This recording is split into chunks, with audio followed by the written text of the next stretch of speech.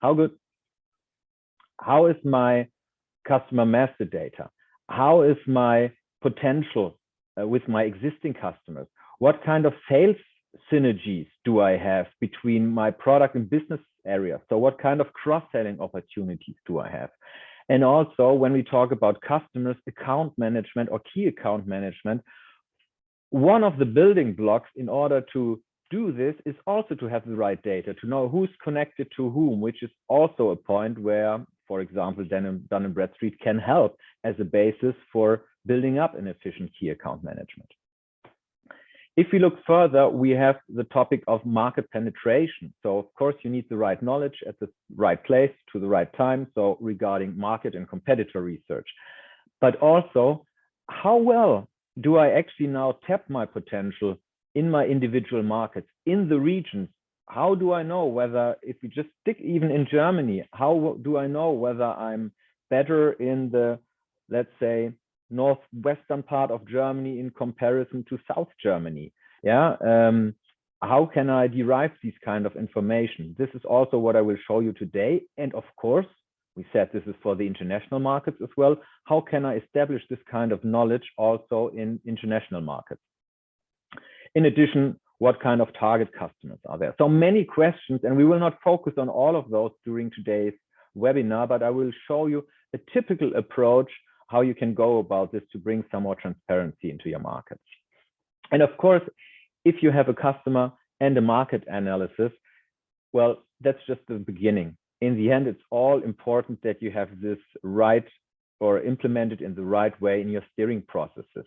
And so we look here is how can you achieve a higher customer centricity and have the right activities along the customer journey, but also what KPIs do you need to steer this business, and how do you, for example, have to arrange an incentive system for your sales organization that this also helps you to achieve your strategic targets.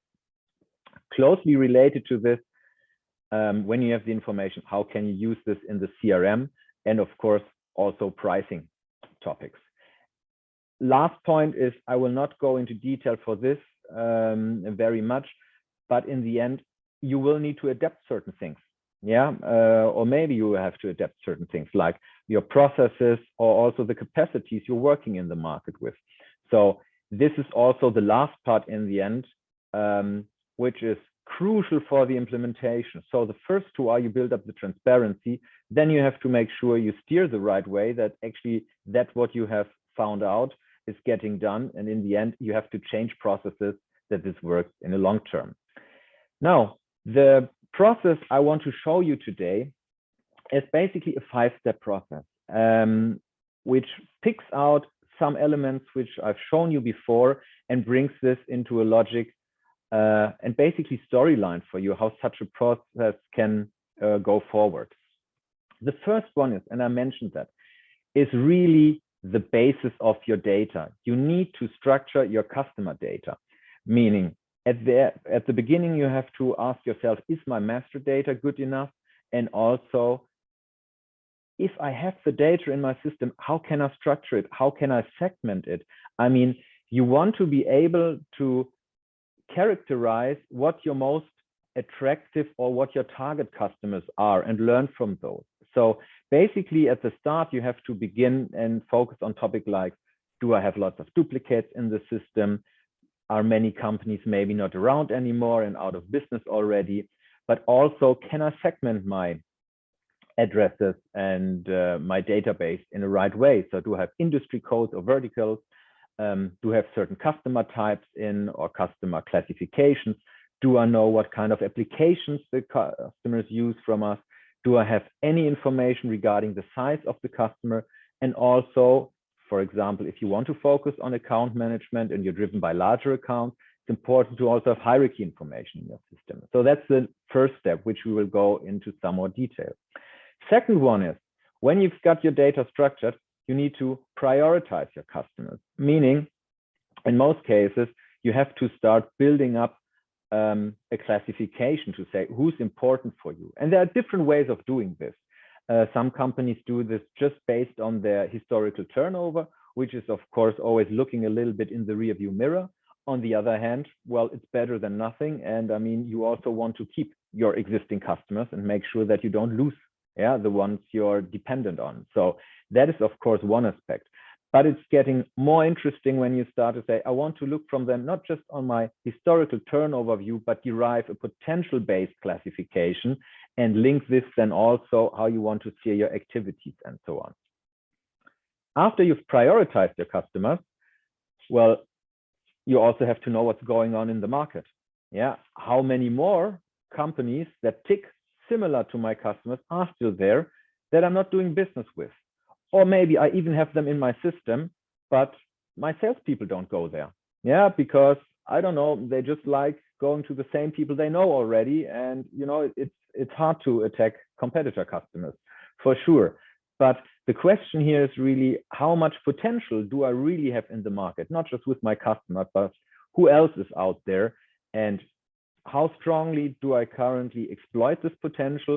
And how can I also identify additional potential customers which I can focus on?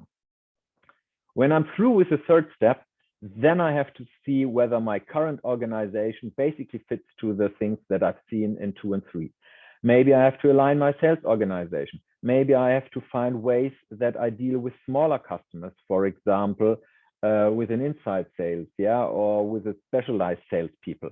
Maybe I have to establish a key account management or account management where I take out larger customers out of the organization. Maybe I see that certain addresses or companies I have to hand over to distributors, yeah, or to a different channel partner.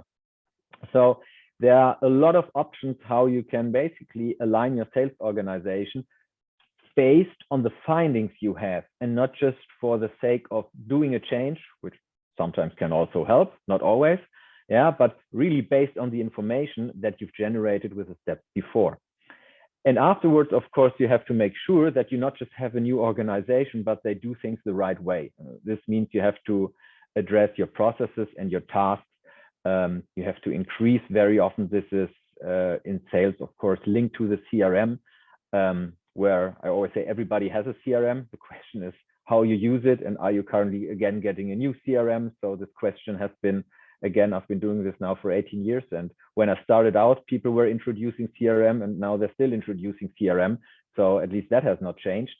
And also the question of how do I achieve a bigger acceptance has also not changed. And this is really something companies often forget, that it's too much based just on a tool, too much just based still on IT requirements, too much based on what do I want to know and what everybody has to put in, and not the acceptance that is really out in the first line, yeah, in the salesforce, because they have to put in the information. And if they don't accept the CRM and use this as a tool, yeah, all the ideas before are cost lots of money, but are not that worth that much to your company.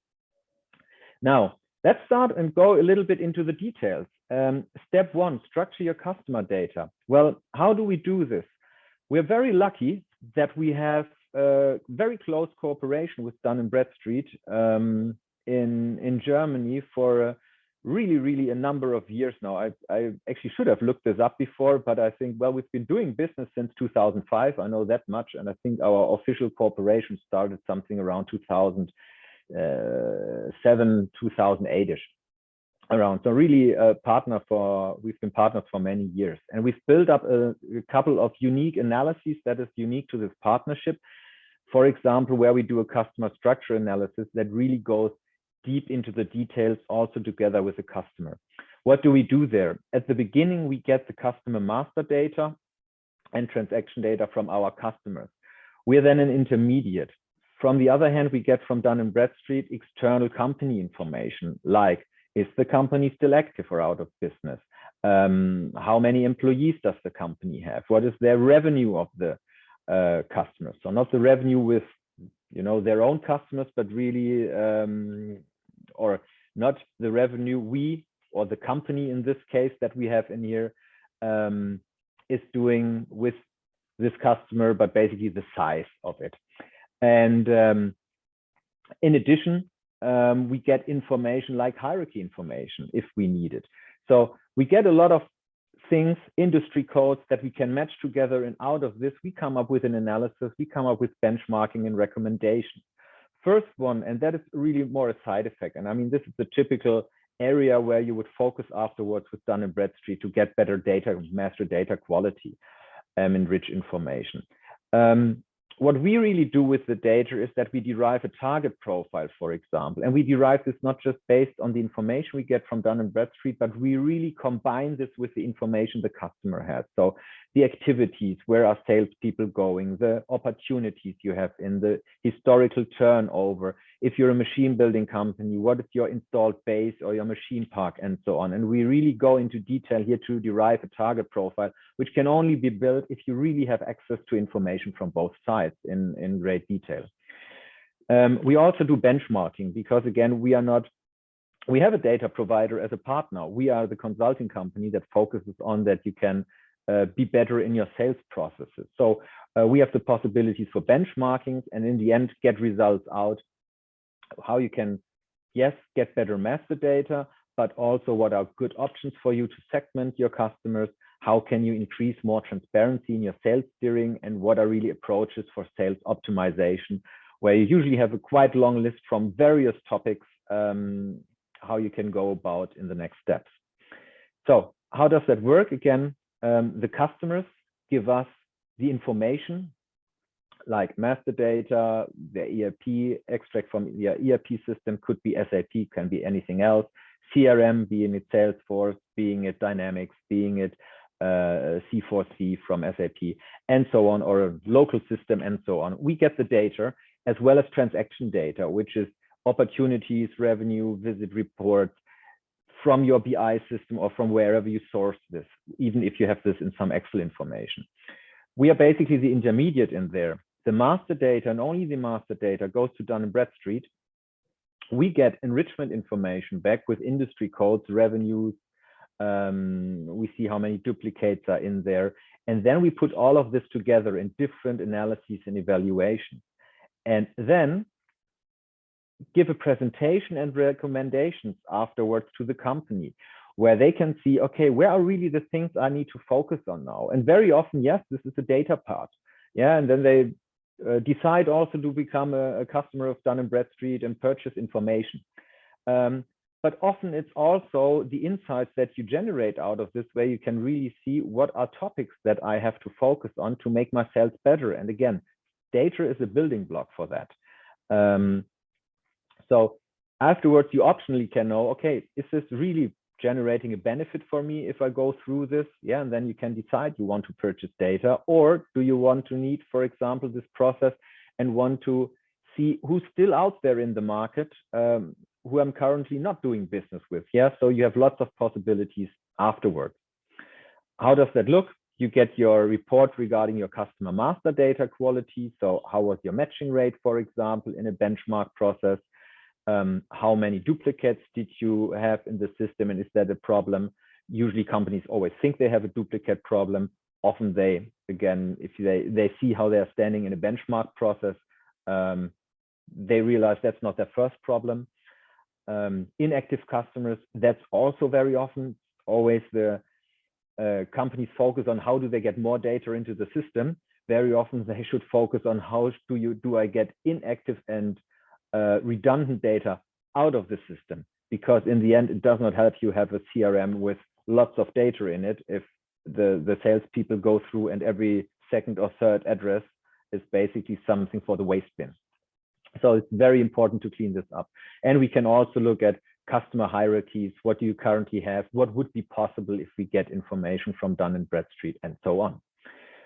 What we also derive is the so-called target profile. Again, we go in here and really look, and I don't go into much detail here, but I think what's really important is that we don't just look in what SIC codes, for example, are you active, which is of course the first step. You think, okay, I have many customers from a certain industry code or size segment, so that means the other ones for us are important as well.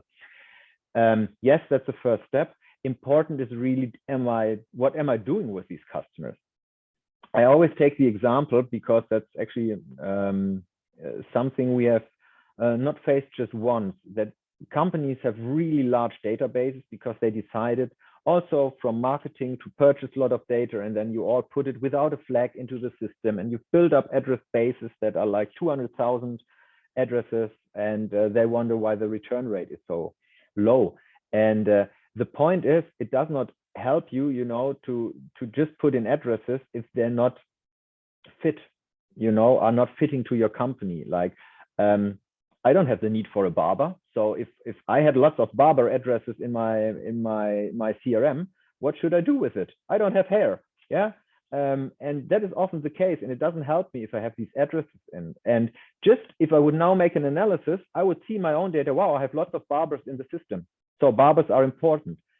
That's not true. I still don't have hair. Just because I at one point got a lot of barber addresses still does not mean I need them.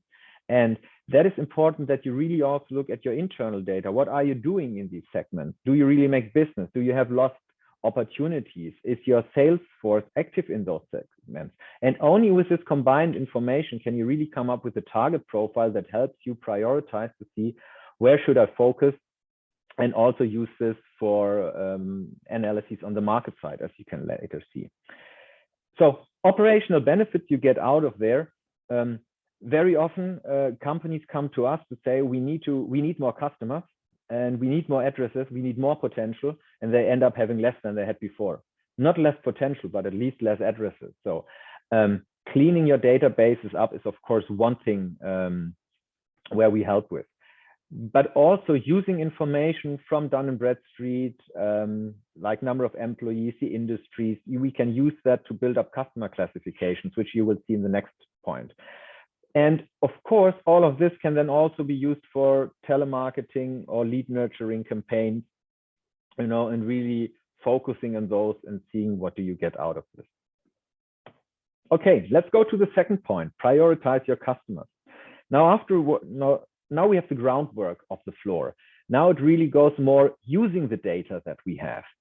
And one thing we do with this is, again, building up knowledge out of this information. Meaning we again have the information from our customers, the master data, we have revenues, we have lost offers, and maybe also we have potentials or budgets that are maintained. We can use this information together with the information we derived from Dun & Bradstreet earlier, like revenue, like industry codes, like number of employees, to come up with models, to estimate potentials, to derive classifications, and again, to give guidelines to the sales force where are still areas which you could exploit to a greater extent. How do we do this often? And again, those models are catered, of course, to the business segment we are in, but they usually, again, it depends how specialized this is. But if you are a manufacturer of components, if you are a manufacturer of machines, let's say in a greater quantity. I'm not talking about engineering companies that make like 5 big machines for a couple of million euros per year. There it does not matter making this model. But if you have a great number of customers, which again either buy components from you or just products in a large volume, or machines, being it an excavator, being it a forklift truck, you can start making these kind of models, where usually you make a sort of matrix and look at how large is the company, for example, from the number of employees and in what kind of industry are they operating. You usually see that there's a certain correlation between these facts, which you can use to build up models. These models will not, and this is also a very important learning. I mean, just as a little background, I studied statistics. I got my doctorate in one point of statistics and so on. And what I can really take as a lesson from this, don't rely on statistics too much. And I think it's always important to get also a feeling for the data and to come up with models that your salespeople understand, because otherwise you will not get the acceptance for them.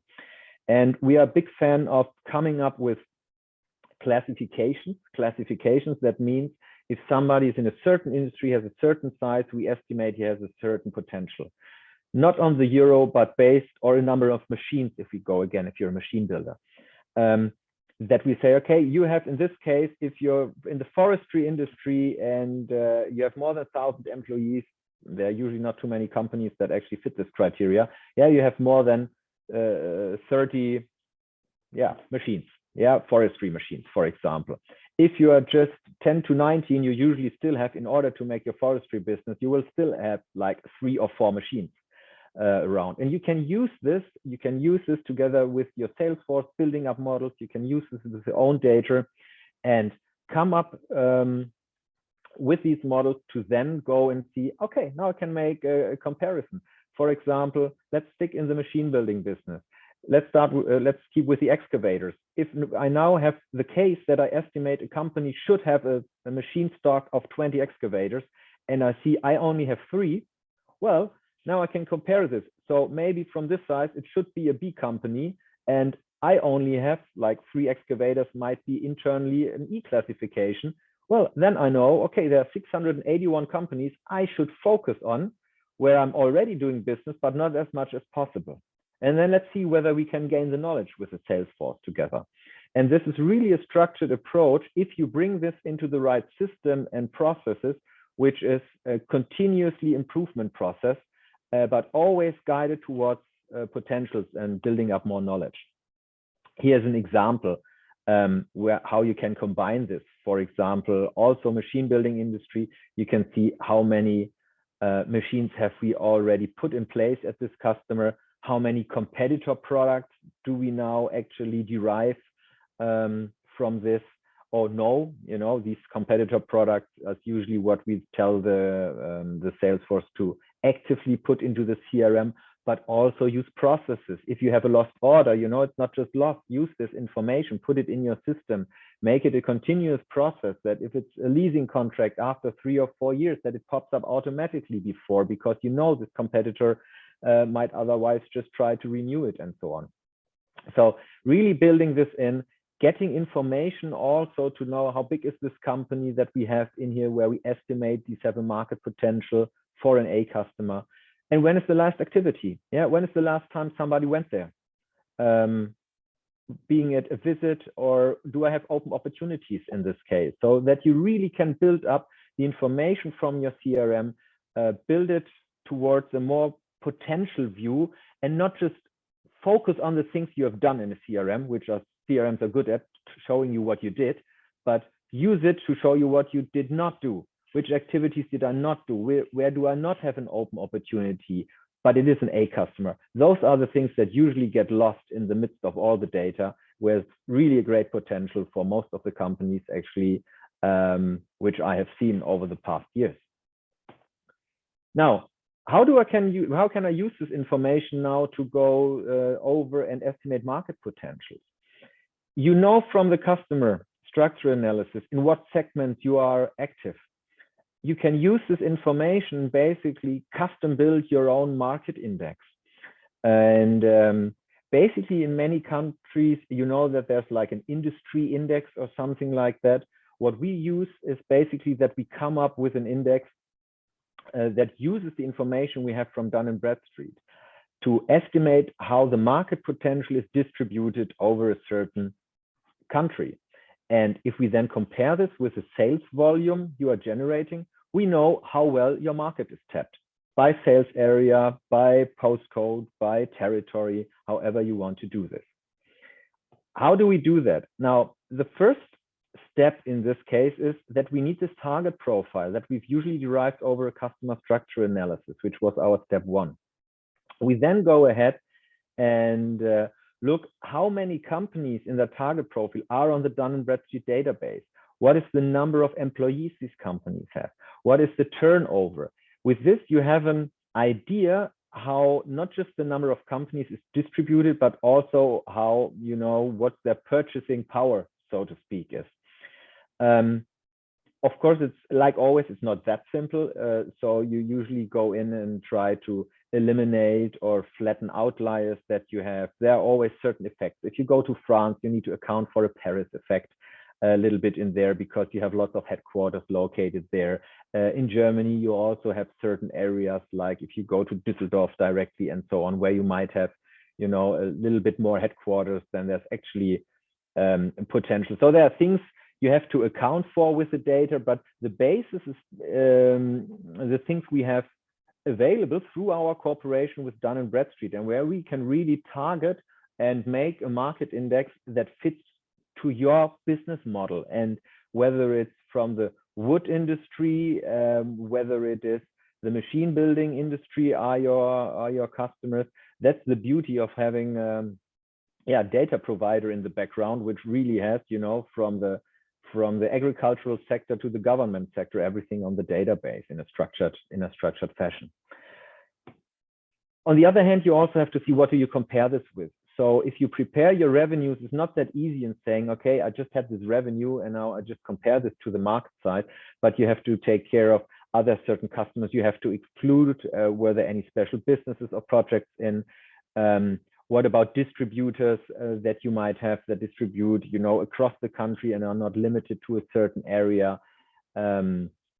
Whether there are end users, for example, if your main focus is selling to OEMs, yeah, for example, to the machine building industry and not to the companies behind that use the machine. So there are a lot of things to take into account. But if you have this, you really have a powerful tool which you can combine and have the idea how much do you tap your potentials in what area, and not always the salesperson with the highest turnover is the best.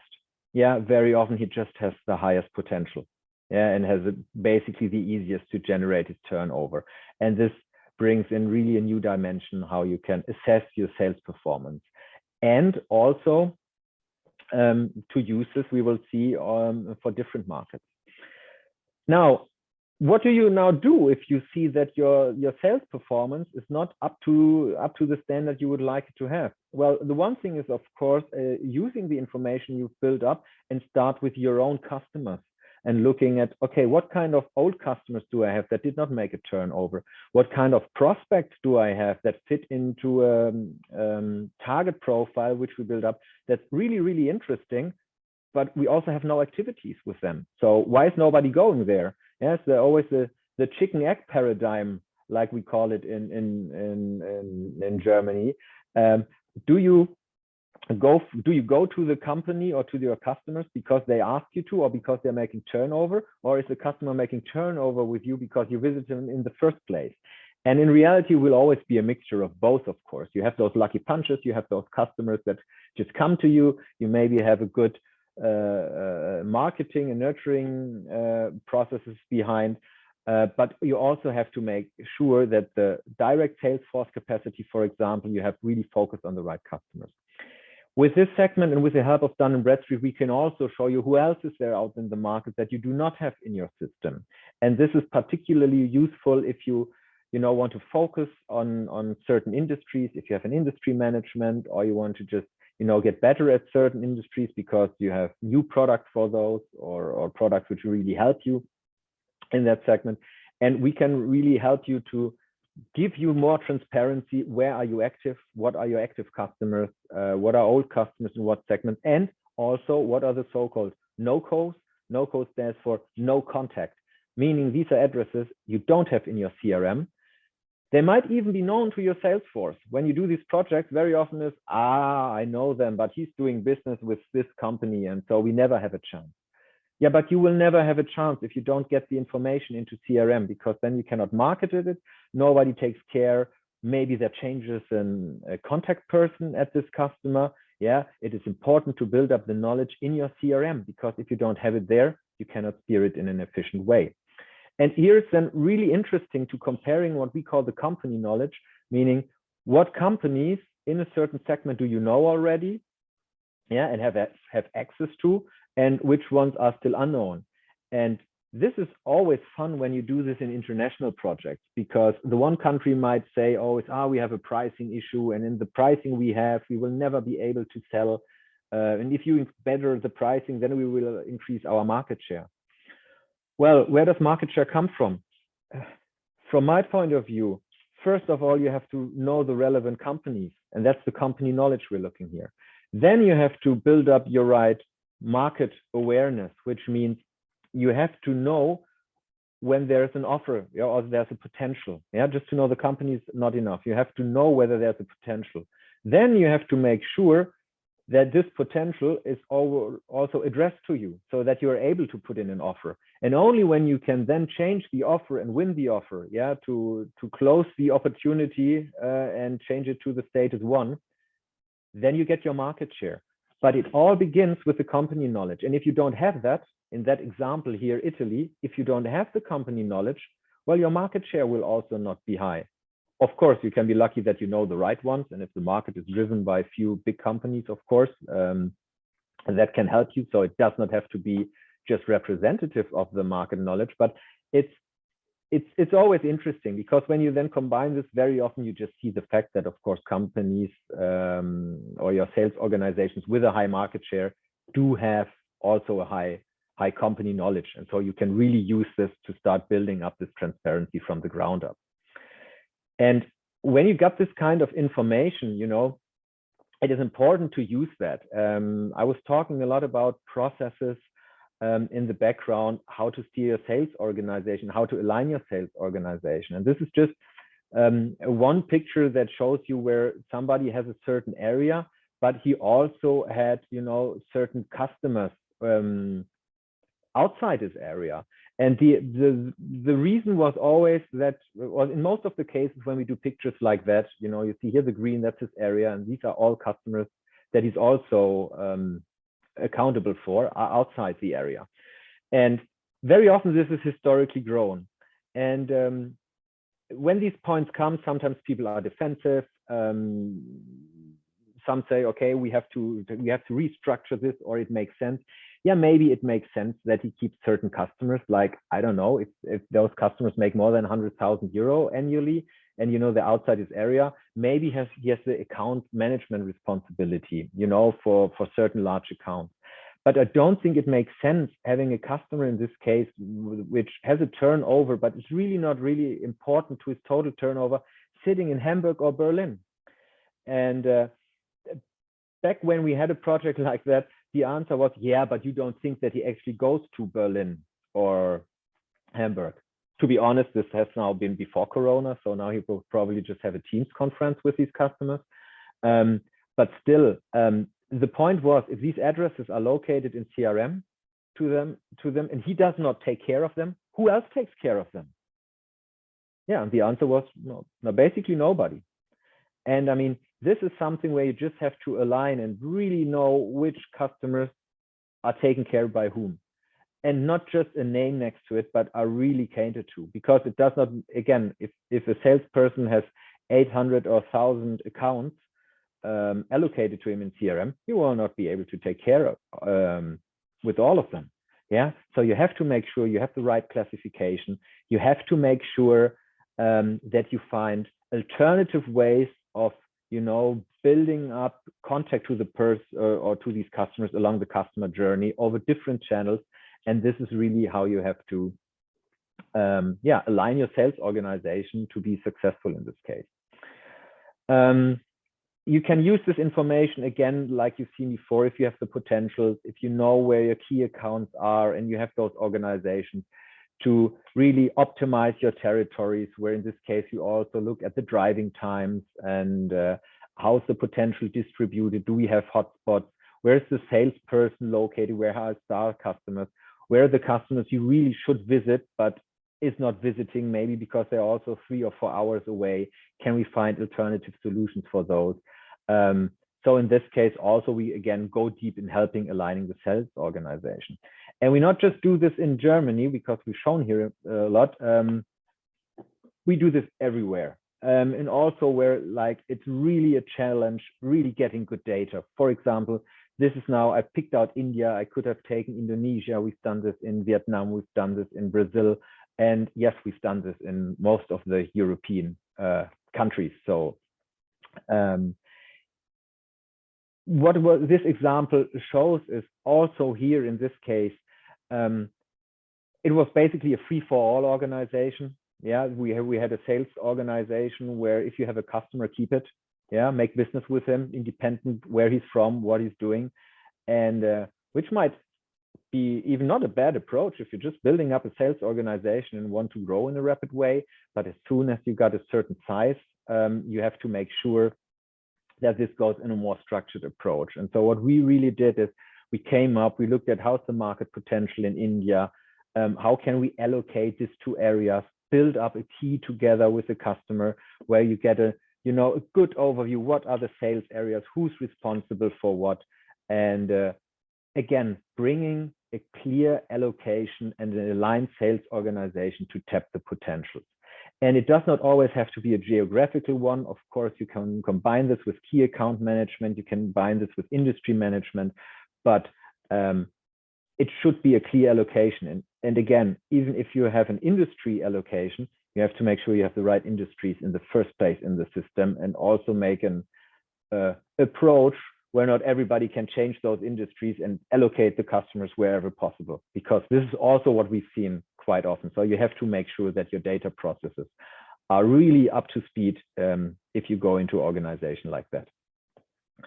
So the last one is, again, processes. Processes, make sure that you know who's doing what is the responsible of the field sales, what is the responsible of the back office, what is responsible of service, and also what kind of intelligence and tools can you need to become better with, I have to take care of my customer master data. Well, D&B has lots of tools that can help you with this, and automized tools. Yeah, but also if it's a salesforce, the CRM and so on, there are a lot of options, lead nurturing options to help you. How can I, become better in my processes, digitalize them more? And here, often the CRM is, of course, an aspect where we also help to, how do we build this up? Again, one major block is the databases and data quality. Cannot stress that enough. Later on, you have to know, how do I want to steer my sales force? What are the main KPIs? And then really go in, what do I want to use? How can I standardize the CRM usage? What sort of processes and what policies should I give? Very often, we see that in CRM, it's basically used in a very open way, because there are several ways that lead to Rome, in CRM. And then everybody's doing it in a different way, how they maintain their activities in a CRM, whether they use a task, whether they actually put this in an activity, whether they change, whether it's a visit, whether it's a telephone call, and so on. All of this can and should be standardized, that you really get the most of this out of the system. And then see, okay, how do I track my activity management? Again, it does not help you whether your sales people make 400 or 500 visits per year. Yeah, you can track this, but they will not make more turnover and more profit with this. You have to make sure they go to the right one. You have to make sure that it is tracked, but not in a way where somebody just puts in because he has to put it in. The opportunity management, how can you really focus on this and combine this with the importance of customers, that you just don't track just by opportunities. And of course, all your reporting has to be aligned, where we often see you have so many possibilities in CRM. So let's build up 105 reports, also not in a structured way. Everybody that has an idea puts it in. And in the end, it's also more confusing than helping. So here it's really important to have a CRM concept to say, what are my expectations and what do I really want to get out of this? So to close this session and to summarize, what is the project outcome? Well, often you see there's a lot of historical baggage in the data, companies that no longer exist, a lot of data that really doesn't fit to the business your company is doing anymore. So really an adjustment of this helps to put more focus on the right data again. Hierarchy concept, so to see who are all, let's take Siemens, who belongs to Siemens, how much turnover am I generating with Siemens, is also something that often is not maintained, at least fully, which again, it's also a hard thing to do this, because there are a lot of changes in there. Then prioritize really your customers, bring in, a sales steering concept that is catered towards the classification. Know your market potential. Again, as I said, not just the salesperson with the highest turnover is the best. often the areas have different potentials. Often a reform is necessary, which comes to the next point where you really have to have a consistent sales structure that is clearly aligned. Who's responsible for what customer? There's not a one-size-fits-all organizational form. It's not always, it's a regional or it's by certain accounts. It's not just by industries and so on. The question is what fits best to you and how is the market structured that you can develop it in the best way. And in the end, yes, you need the right tools. Everybody has, not everybody, but most companies these days have a sort of CRM system. But very often, or in very few cases, it's really used in a way that it's accepted and you find all the information in there and used to its fullest potentials. That is a little bit an overview. This gives you the step-by-steps we've been talking about. So often when we do this kind of analysis, we start with the customer structure analysis, then look at the market penetration, then look how much companies are still there, which might be potential future customers for you. And then we add this up by specialized analyses, whether build up a cross-selling model, build up a potential analysis, build up a key account management, change the way the sales organization is structured, like I mentioned. And in the end, also go into the sales steering, meaning it's the KPI system steering and so on. That was it. A lot of information in 45 minutes. As Tim has said, you will get the presentation. You will be able to rewind and replay any parts you might have missed or said that was too fast. And of course, we have some minutes left for a Q&A session. So I'm open to questions. If you have questions, not now, but afterwards, my contact data, as you have seen, is in the presentation. So thank you very much. Yeah, we have to thank you, Dr. Gieser. And that was a very interesting and clearly presented webinar. So, and due to that, we have received some quite good questions. So the first one is, how long does it usually take to conduct such a project? Okay. The first answer that everybody usually gives is it depends. But let's put it like this. If you have the data available that you need, and usually there's a first, you start the discussions and then you have a first review, what is available, what not. But again, a lot of people, they have a SAP system without making any, advertisements. If you have a Pro Alpha, that's also fine. We don't care about the system in the back end. But you have data from ERP customer data and you have CRM data.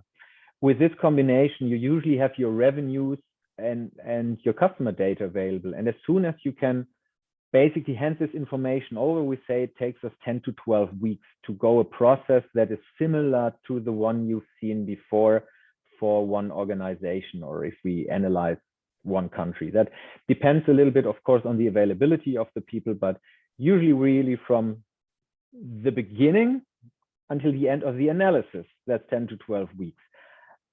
Of course, the implementation you have afterwards. I mean, what do you get after the project? You have a long list of things you have to do. And this, of course, takes then a little bit longer. Yeah. And there really the time frame, this can be even up to a year, depends on what you get out of the system and how much you restructure and want to address.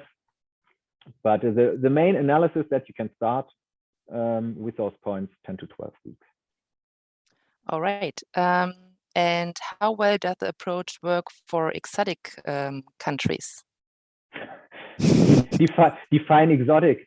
I would assume, like I mentioned before, I guess this question is catered towards the data availability, which, okay, if you do this now in France, Germany, and Italy, I don't think, or US, I don't think this counts as an exotic country. But I mentioned before, maybe India is already, I mean, maybe it's not that exotic because they have most people, on the planet. But from a business point of view, I think it's a company, or it's a country where a lot of companies are investing in, see future potential, and that works. Yeah, and that works. I mean, we lately we just have an analysis also in some countries we have not done before, to be honest. For example, like Egypt. And is it more of a challenge than Germany? Yes, it is. Yes, but we have to say the data that we get from Dun Bradstreet is usually working. Yeah, to be honest with that. And of course, you cannot claim that it's the same. Has it the same quality as in Germany? No, it does not. Yeah, would not be fair to say that. But it's really a good starting point. And there are few.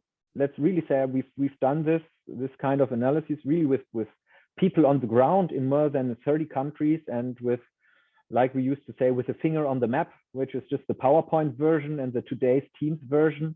Often we can add for sure another 10 to 15 countries. And I mean, that's nearly 50 countries. And again, like Vietnam, Thailand, Chile. I'm just looking now for the smaller ones, which might be not that typical. Yeah, we did, and I would assume our customers were happy in those cases. Sounds good. So we have one more question. What kind of customer data is necessary to conduct such an analysis? Again, the more the merrier. But in general, like I mentioned before, we need some form of customer and prospect data, yeah, which is the address. You need the customer name, you need the address of the customer, and we're always glad when we get the customer number with this as well, which again is usually the case if you talk about the non-exotic countries. But if you go into some where also the company processes maybe are not that established as in the mother house or in the headquarters, we get this often also in some Excels and so on. But you need some form of customer data and an address that we can match it also with the Dun & Bradstreet data if we do it like this. Next to that, I mean, the minimum require would be that we have some sort of turnover, yeah, which is the minimum requirement over a couple of years that we can do something here if we want to analyze the customers as well. And it gets, the better if we have opportunities, if we also have things that indicate that we lost something. So not just the one business, but also, where is my sales force going? Where do we have visits where we did not generate a turnover, yeah, but we still spend resources, and not in an automized fashion. Like, we don't care if you send an automized fashion to all your customers, because that's just a push of a button. But where did you actually spend resources on? So opportunities is one, turnover, activities. These are usually the ones we need to start. And of course, what is often also helpful, but few companies actually have, is if you have any external market statistics, for example, how big your market on a regional fashion is. I say there are few companies that have this, because if you're more in the automotive sector or in the general vehicle business, there are some statistics in some countries where they know how many vehicles were delivered to what postcodes and so on. And then it's especially nice, because then you can show how our external market methodology fits to the real world in a country where we have this information. And when you can prove it works in Germany and in UK, for example, but you don't have this kind of information in Spain, Italy, or France, you know that if your methodology works, and they work the same way in the countries, then if they work in the UK and Germany, you can use the same target profile and come up with a market volume for Italy, France. I mean, we can come up without it anyway. That's what we do most of the time. But if you have this in addition, it's specifically nice, because people just, they see it, they have their proof on paper that this works.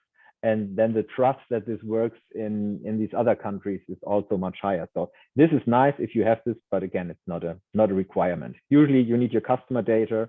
It's independent of the shape that's in. I mean, that's why we clean things up and so on. And that's a benefit of the project, together with some additions like turnover, opportunities, activities. Hope that answers the question. I think so. Yeah, for the moment, we don't have more questions left. So, Dr. Gieser, thank you very much again. And yeah, dear audience, as mentioned before, we will send the presentation as well as the recording by tomorrow. And right after the current webinar, you will receive a short survey. And yeah, we would be happy if you could answer the questions for us. I hope you enjoyed, and yeah, I hope we will see us again. Thank you very much. Stay healthy, and goodbye. Thanks. Bye-bye.